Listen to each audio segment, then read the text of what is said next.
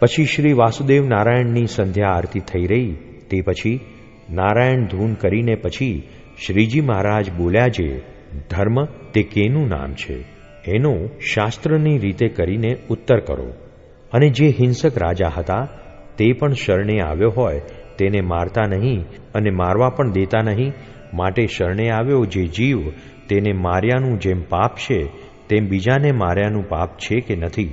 પછી એનો ઉત્તર જેમ જેને ભાસ્યો તેમ તેણે કરવા માંડ્યો, પણ શ્રીજી મહારાજે આશંકા કરી એટલે કોઈથી ઉત્તર થયો નહીં. પછી મુનિ સર્વે બોલ્યા જે હે મહારાજ, અમે એ જ તમને પ્રશ્ન પૂછીએ છીએ જે યજ્ઞાદિકને વિશે પશુ હિંસા સહિત ધર્મ કયો છે અને અહિંસા રૂપ પણ ધર્મ કયો છે, માટે એ જેમ યથાર્થ હોય તેમ કહો.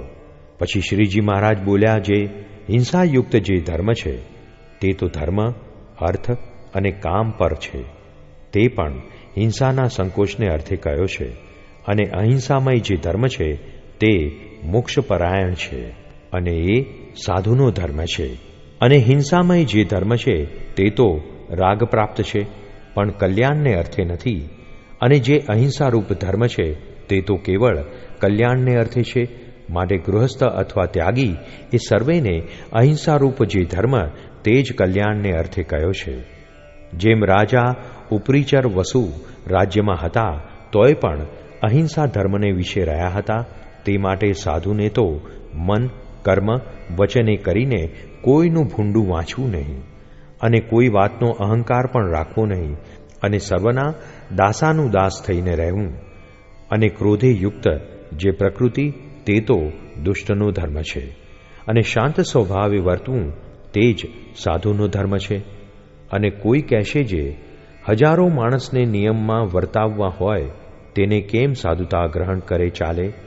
તો એનો ઉત્તર એ છે જે રાજા યુધિષ્ઠિરનું હજારો ગામમાં રાજ્ય હતું તોય પણ સાધુતા રાખી હતી, અને ડારા દેનારા તો ભીમસેન જેવા હજારો હોય તે વારીએ તોય પણ તે કર્યા વિનાનું રહેવાય નહીં.